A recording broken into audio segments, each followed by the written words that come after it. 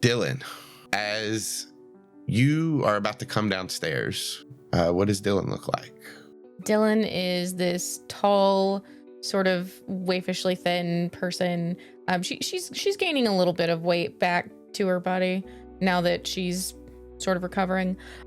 She's got this olive skin and this black bob cut that's got a side shave. She hasn't even wasted time putting on like makeup or anything this morning. She looks tired this morning. As you come downstairs, you see that your dad has also cooked pancakes, along with some vegan sausage and some eggs. Dylan, your heart stops for just a second. There's a woman with black hair looking down at her phone, sitting at your breakfast table. And your mind just remembers back to that picture of your mom, your dad, and you from last night. Roll an insight check. Crushed it. The panic subsides as you realize that it's Michelle and not your mom. As she sees you, she stands up and brushes any wrinkles out of her dress that she's wearing. She says, hi. Good morning, Dylan. Dylan is going to walk over to the coffee pot and pour herself a cup of coffee. And she's going to be like, good morning. I came over this morning to have some breakfast with your dad and was going to ride. He was going to ride with me to our temporary offices. Dylan's eyebrows go straight up and she looks over to her dad. She's trying to see if his face portrays anything. So with your insight check, he looks at you and he kind of rolls his eyes as he sees the look you give him. Because your insight check was so high, you can tell that she explained that kind of fast. Like maybe she doesn't want you to get the wrong idea of her being over here so early in the morning. But I think with your insight check, you can see that she was being honest and she wanted to put that out there. Okay. But he just kind of rolls his eyes at you as he like hands you a cup for coffee. She's going to take the cup that he hands her and clink it against the one that she already has and put it back in the cabinet upside down. Yeah. Make sure it dries out. You're so weird. Also, Michelle, that's adorable. I love it. Yeah. Just, might as well save on gas. And who knows if the traffic lights go all crazy again. At least we won't both be sitting in traffic alone. Yeah, that's true. Have you thought any more about this weekend? Yeah. Are you okay with me bringing a friend? Yes, that would be totally fine. Sweet. So like she and I will stop and grab us all coffees and then we'll hit the nail salon? Oh, perfect. Is there a certain time or do you just want to let me know on the day? I'm free the whole day, so whenever is fine. She's going to pull her phone out of her back pocket. Do you want to put your number in my phone and then I'll just text you when I talk to her and then we can work out that time? Yeah. She'll take your phone, add her number. I'm so excited. You're going to love this place. Yeah, I looked on their website. It looks really cool. Did you see the gel tips that they have with the spark, the glitter? Yeah. And the French tips? I love getting my nails done. I usually do my own. And she like holds up her hand and sees how hideously chipped her nails are from having been in the past. And she's like, but it's been a while. Oh, well, that's okay. We'll freshen you up here in a couple of days. She like kind of like looks around and gestures for like a chair. Dad made breakfast. Dylan's going to awkwardly walk over to the chair, pull it out, her own chair and sit in it. She sits down beside you. Dylan's she's gonna take another big sip of her coffee and put it down on the table and be like, I'm sure this is gonna get way less awkward as we get to know each other. Yeah. A few more coffee and nail dates and we'll be fine. Best friends. Oh, not best friends. You probably have your own friends. I'm not trying to come on too strong or anything like that.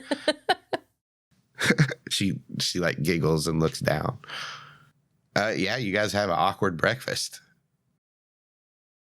And as you kind of finish going through this morning routine, and your dad and Michelle are off on their way, and you're getting ready to head out. But before you head out, you notice Pip's tank again. And you see he's in the same spot as last night. The fruit fly still moving around, alive. And as you look into the tank and study Pip just a little bit closer, you notice that he's not moved at all. He's not even doing like his little jitters or moving his little pedipalps. In this moment, you take in more detail of Pippin than you ever remember. His brown little tiny furs, spotted with white. His legs underneath him as he sits on his web. You notice one of his legs is just a little bit longer than the others. It sticks out a little bit further. You look into the eyes of Pippin, but still see no movement. Your vision seems to tunnel. Your perspective fades back. The realization starts to set in. Pippin has died.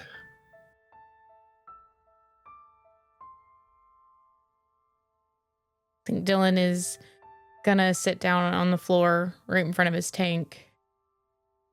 And she just rests her forehead against the dresser right there under his tank for a minute, and she just has these ragged breaths coming in and out. She can feel this sort of like a panic attack just setting in. Moments go past. Doesn't get any easier for these few moments. That panic's still there.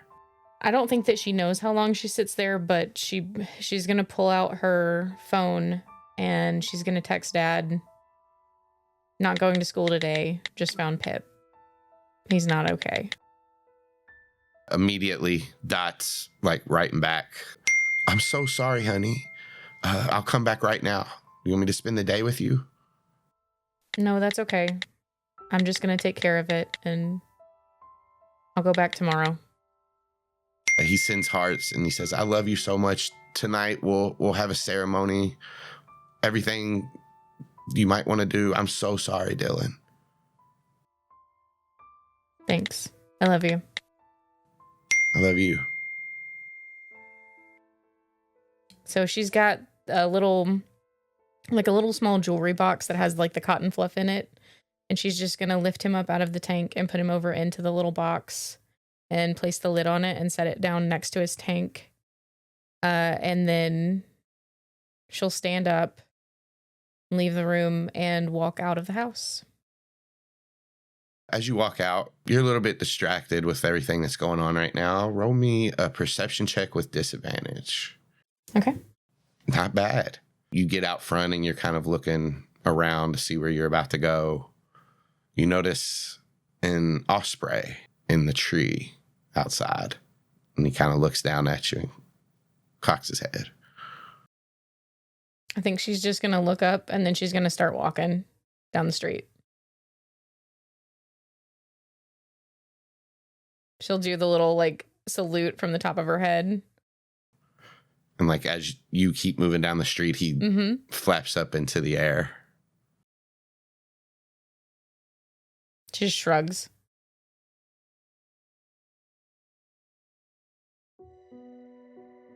She stops and she looks up. And you can see that her face is just like, stop it.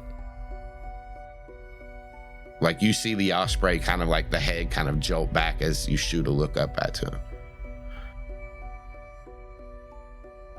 And you see him kind of dive away, kind of go into a back alley behind a shed in between a bush underneath a tarp. And then a little while later, Kamren comes out. shoulder length hair, got this long sleeve Under Armour shirt, basketball shorts, also olive skin, hazel eyes. He kind of runs up to meet you. What's up? I'm not in the mood today, Kamren. Are you okay? Yeah, I'm fine. Oh, well, I came over to talk to you. I figured I could ride with you to school. But you seem like you got something else going on. Yeah, I need to be anywhere. I just need to walk. All right, I'll walk with you.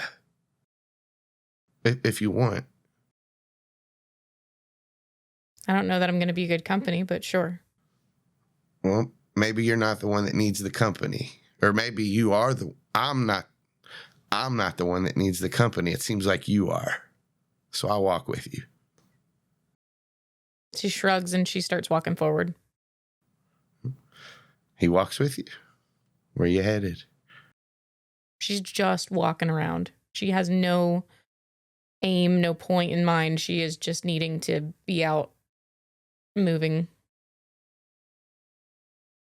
Yeah, for 5 to 10 minutes, the only sound Kamren makes is his bare feet smacking against the street as you guys walk down it, or the sidewalk. After that 10 minutes, he'll say, so I guess we're not going to school? I'm not. If you need to get to school, then you should go, Kamren. I did tell Savannah I was going to go. Made a big deal about it, too. I don't want to leave you, though. If you need a friend. Dylan's going to turn around to Kamren. She can tell that she's not going to be left alone unless she gives him something. So she's going to turn around and she's going to give him, just like fall into him and give him a hug. Like, he's surprised at first, but as you kind of fall into him, he does wrap around you and just stay there for a second. And then he'll say, Dylan, look, I'm sorry. I didn't know it was affecting you like this. I came over here to make it right, to tell you. I do understand that choice that you made. It was our best guess. He kind of like pushes you back to where he can see you like in your face, and he says, you can't mess with time. I talked to Aximili a little bit about it this morning, and what happened was the only way to ensure that we didn't alter our entire universe, but instead risk just one planet. And it made sense, Dylan. It just felt bad. And then he kind of like looks at you and sees just like pain in your eyes for whatever reason. He doesn't know. But he says, I don't blame you for what happened.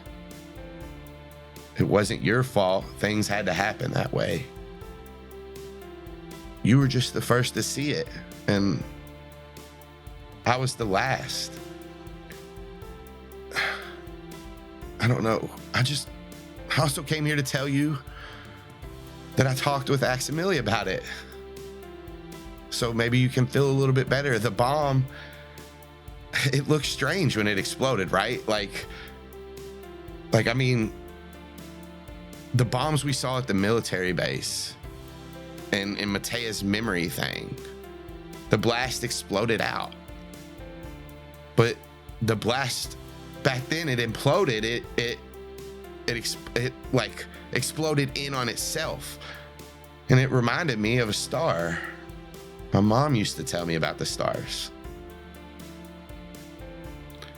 But listen, anyways, we used to talk about them and she would teach me about them. But when they explode, they actually implode and create black holes if they're big enough.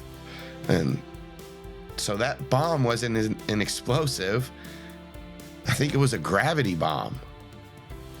He kind of smiles at this, like as he's relaying this revelation that he's figured out to you.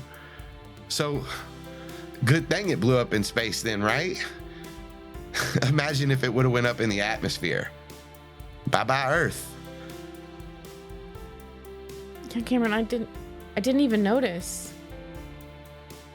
The implosion? Yeah, I thought I saw it, and the only reason I recognize it is because Mom, showed me. But yeah, and I talked with Aximili about it. Thanks, Kamren. I was hoping, after we had that little tiff back then, that would kind of help soothe it over and make you feel better.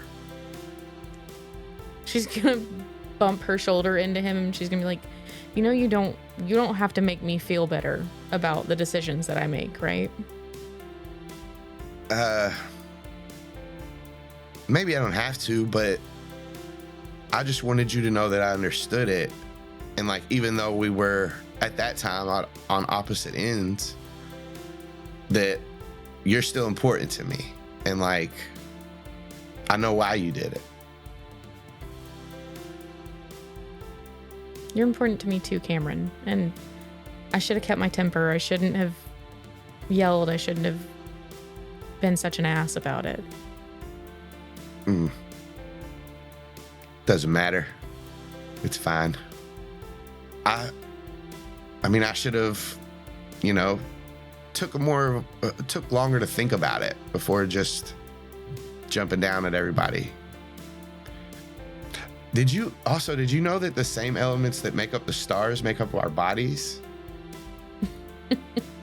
Yeah, some of them, yeah. Yeah.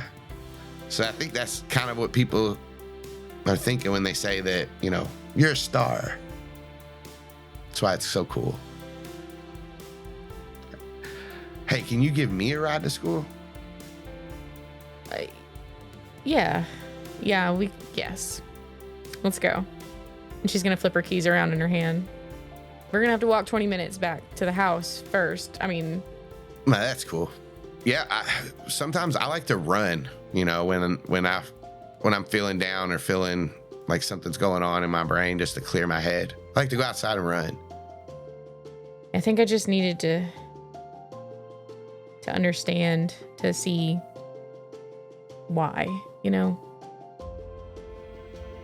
Yeah. Why?